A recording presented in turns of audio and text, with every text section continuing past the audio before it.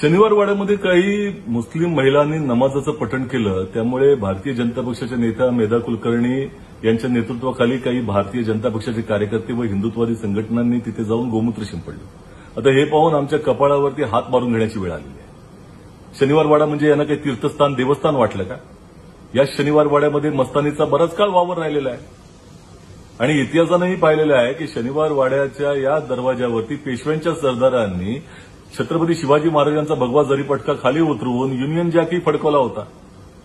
त्यामुळे तिथे विधात्याचं नाव घेतल्यानंतर याच्या पोटात दुखायला लागतं। तुम्ही तिथे जप करत बसा, तुम्हाला कोणी अडवलेलं आहे का? या शनिवार वाड्याच्या समोर आणि बाजूला पेशवेकालीन दर्गा आहे, त्यामुळे पेशव्यांना त्याची अडचण नव्हती। परंतु तुम्हाला जर अडचण असेल तर त्याच दर्ग्यांना शिवून तिथं हवा येते जिथं तुम्ही काल उभे होतात। त्यामुळे नाक अशुद्ध झालं म्हणून नाकामध्येही गोमूत्र घालून घ्या।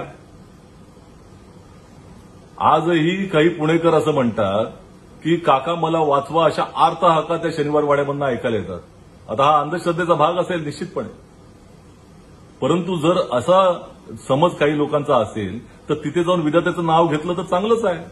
तुम्ही राम राम राम राम जाऊन तिथे त्याचं जप करा, जेणेकरून तिथल्या लोकांच्या काही लोकांच्या अंधश्रद्धा तरी दूर होतील।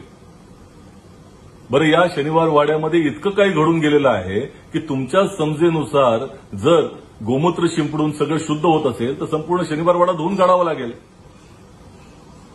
तुम्ही हे करा असं आमचं त्या ठिकाणी म्हणणं आहे, जेणेकरून तो शुद्ध होईल की अशुद्ध होईल हा काही भाग राहणार नाही। तो तुमच्या अंधश्रद्धेचा भाग असला तरी तुम्ही किती बुरसटलेल्या विचाराचे आहात हेही जनतेला कळून